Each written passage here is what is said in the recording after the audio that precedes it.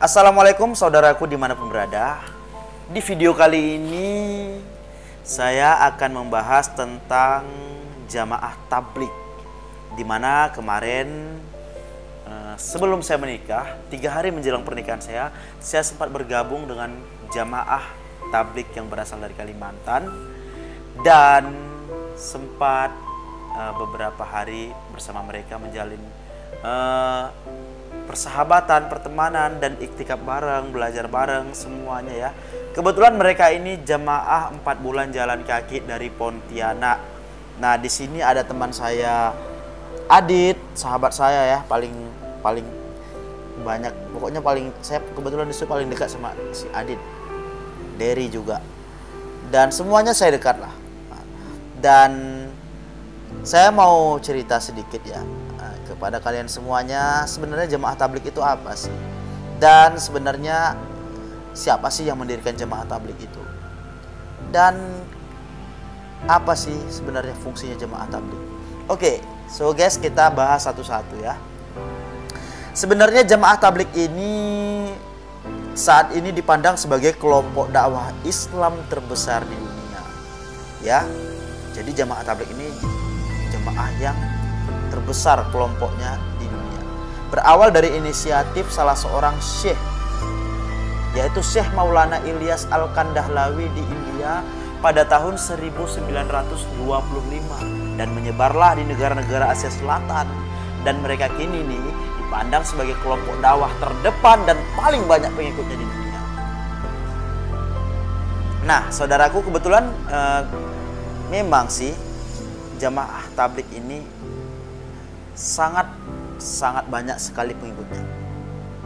Tapi tahukah kalian, jamaah tablik ini adalah gerakan penyebaran dakwah kepada umat muslim dalam rangka mempraktikkan kembali agama Islam seperti yang diajarkan oleh Rasulullah SAW. Jadi jamaah tablik ini tidak berafiliasi, kan jadi mulutnya gue nih gini nih. Jadi jamaah tablik ini tidak berafiliasi dengan politik dan berfokus kepada Al-Quran serta hadis.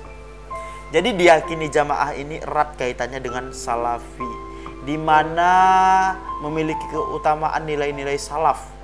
Hal ini misalnya bisa terlihat dari penampilan para ikhwan yang berjanggut, termasuk saya sendiri juga nih guys, berjanggut, bercelana dan berjubah di atas mata kaki, mengenakan serban, atau para akhwat yang bercadar. Meskipun begitu, oleh kaum Salafi Wahabi, jamaah tablik tidak diakui bermazhab salaf.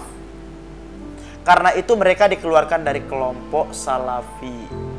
Di Indonesia sendiri, dari segi amaliyah, jamaah tablik lebih dekat dengan ajaran NU. Hal ini disebabkan ajarannya dibangun berdasarkan ushul asitah ataupun 6 pilar, di mana pilar ke-6-nya adalah huruj. Huruj menjadi ciri khas dari jamaah tablik dan menyebabkan jamaah ini disebut kelompok jaulah ataupun dakwah keliling. Para jamaah keluar rumah untuk pergi berdakwah keliling dari satu kampung ke kampung, dari satu negara ke negara lain. Markasnya adalah masjid.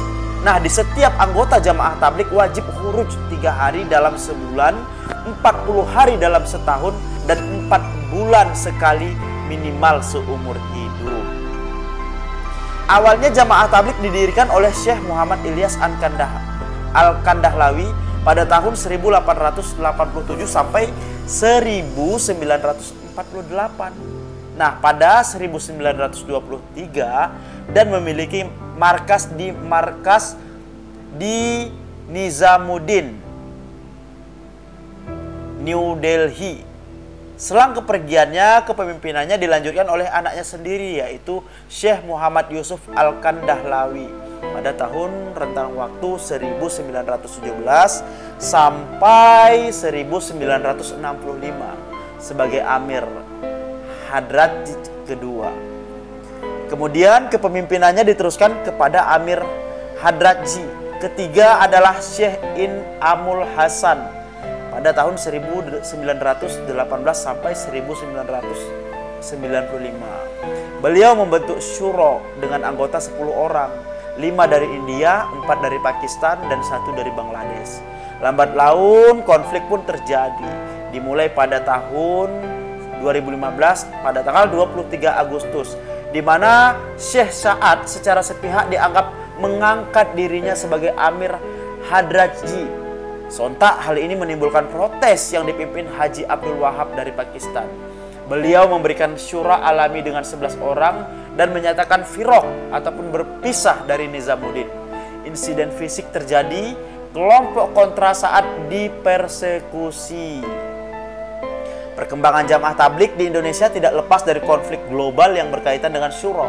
Syuro Indonesia yang bermula berjumlah 13 orang terpecah lagi nih guys dalam dua kubu, yaitu pertama kubu Cecep Firdaus yang bermarkas di Masjid Jami Kebonjeruk dan mendukung Syekh Sa'ad, sedangkan yang kedua yaitu kubu Muslihuddin Jafar yang bermarkas di Masjid Al-Muttaqin di Ancol serta mendukung Syuro Alami. Meskipun begitu, penyebaran jamaah tabligh dapat diterima dengan baik di Indonesia dan merekrut banyak kalangan dari lapisan non-politik.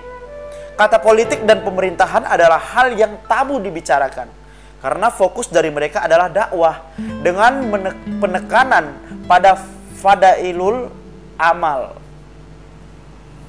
Jamaah tabligh di Indonesia bukan merupakan organisasi radikal yang tidak punya agenda mendirikan negara Islam atau khilafah Islamiyah. Namun mereka juga tidak mengenal konsep nasionalisme dan cinta tanah air, sehingga tidak memperjelas posisinya dalam konteks relasi agama dan negara. Dalam arti kata, jamaah tabligh adalah gerakan pasif yang memilih untuk bersikap netral kepada negara yang ditempatinya. Mereka mengutamakan iman dalam diri pribadinya daripada negara yang ditinggalinya. Hal inilah yang menjadi kekurangan dari jamaah tabligh dan keduanya dalam satu negara. Seandainya jamaah tabligh menambahkan konsep kebangsaan, organisasi ini akan menjadi gerakan Islam yang aktif, bukan sekedar pasif dalam monopang pilar-pilar NKRI, yaitu Pancasila yang berdasarkan Bhinneka Tunggal Ika. HHSG, jangan ditelan mentah-mentah. Kata-kata saya pertama tadi itu hanyalah catatan jamaah tabligh menurut sebagian orang. Tapi kalian harus tahu semuanya jamaah tabligh ini jamaah keren, jamaah bagus dan patut diikutin dan layak sekali diikutin. Pokoknya kalau saya bilang sih di jamaah tabligh ini adalah solusi dari segala masalah. Kalau kalian punya banyak masalah, solusinya keluar saja 3 hari, ikutin jamaah ini. So bener-bener terasa sekali perubahannya. Ibaratnya kalian nih kalau pengen mau makan durian, kalian harus makan, baru tahu lezat dan rasanya. Kalau misalnya kalian nggak makan, kalian nggak tahu rasa durian. Begitu juga kalian harus ikut jamaah tabligh meski 3 hari, baru kalian tahu betapa rasanya itu nikmat sekali. Oke, jadi kebetulan pada kesempatan kali ini saya memvideokan sahabat-sahabat saya yang berasal dari Kalimantan, Pontianak, Indonesia. Dan inilah dia jamaah. Mereka ini berjalan dari satu kampung ke kampung, dari satu tempat ke tempat. Mereka itu semua menggunakan biaya sendiri. Mereka tidak dibayar, mereka tidak diundang, tapi mereka tuh bak hujan yang curahnya itu jatuh ke bumi. Mereka tuh membawa kebaikan-kebaikan yang banyak sekali. Dan luar biasanya jamaah tabligh ini penuh dengan ikram. Salah satu sifat yang paling saya banggakan dan paling saya cintai dari jamaah ini adalah mereka itu punya sifat ikram yang sangat tinggi sekali. Nah, jadi saudaraku dimanapun berada, sebenarnya tanpa gembar-gembor, jamaah tabligh ini tengah menggelegar pertemuan tahunan Bisfaid Jema, yaitu pertemuan internasional ya di Turak, tak jauh dari Dhaka, Bangladesh. Acara ini berlangsung pada tanggal 11 sampai 14 dan 19 sampai 21. Itu biasanya diikuti jutaan anggota jamaah dari 150 negara. Isinya adalah kegiatan-kegiatan ibadah seperti ceramah agama, berzikir dan semacamnya. Nah, kegiatan ini sepenuhnya steril dari pembicaraan politik dan khilafiyah. Di tengah aktivisme kelompok-kelompok Islam yang bergelora di tanah air kini, jamaah tabligh adalah fenomena tersendiri. Kelompok ini berkembang luas. Meski bukan kelompok yang terlibat aktif dalam isu-isu sosial dan politik, mereka bahkan bercirikan sebagai kelompok apolitis Jamaah Tabligh saat ini dipandang sebagai kelompok dakwah Islam terbesar di dunia. Jadi berawal dari inisiatif Syekh Maulana Ilyas Al-Kandahlawi di India pada 1925 dan menyebar di negara-negara Asia Selatan, mereka kini dipandang sebagai kelompok dakwah terdepan dan paling banyak pengikutnya di dunia.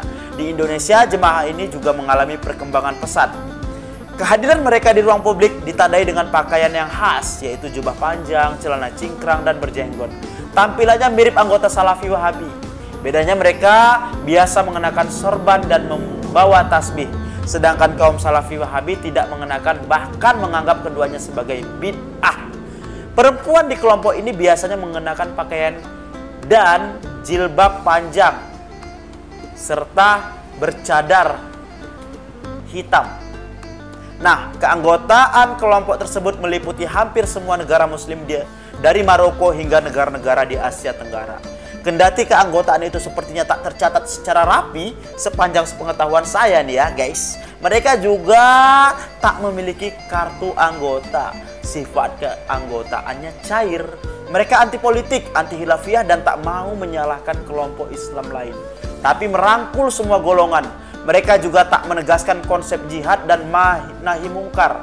Hal-hal inilah yang sering disebut sebagai kekuatan penting kelompok tersebut, sehingga cepat menyebar dan mudah diterima di masyarakat muslim, termasuk di Indonesia.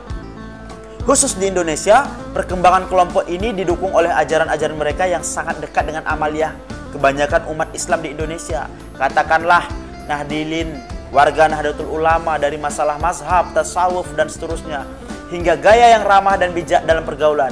Perbedaan dengan Nahdilin praktis hanya doktrin huruj, yaitu keluar daerah untuk berdakwah.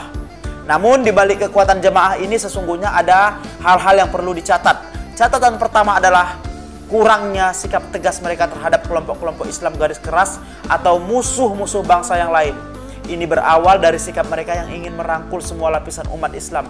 Mereka berupaya sama sekali tak mencaci siapapun. Kendati belakangan mereka juga terpaksa membalas caci maki kelompok Salafi Wahabi di tanah air dan Timur Tengah yang begitu agresif menyerang mereka. Itu sebabnya mereka juga menambuhkan pembicaraan masalah khilafiyah.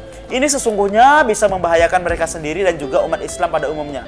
Sebab kelompok kekerasan dan teror itu akan menggunakan segala cara untuk menyusup ke kelompok-kelompok anti kekerasan sebagaimana banyak terjadi di Pakistan dan Afghanistan. Akibatnya kelompok ini rawan untuk disusupi. Dalam kontestasi gerakan keislaman, sikap ini bisa berakibat fatal. Mereka mungkin jarang menjadi sasaran kelompok teror karena memang tak memusuhinya. Namun sikap itu membuat mereka dianggap menoleransi gerakan radikal. Catatan lain adalah tentang komitmen keindonesiaan. Sepengetahuan saya, pentingnya komitmen keindonesiaan ini ya, sepengetahuan saya kelompok ini jarang sekali menyebut pentingnya komitmen keindonesiaan. Tujuan terpenting kelompok ini adalah membangun pribadi dan komunitas muslim global yang soleh.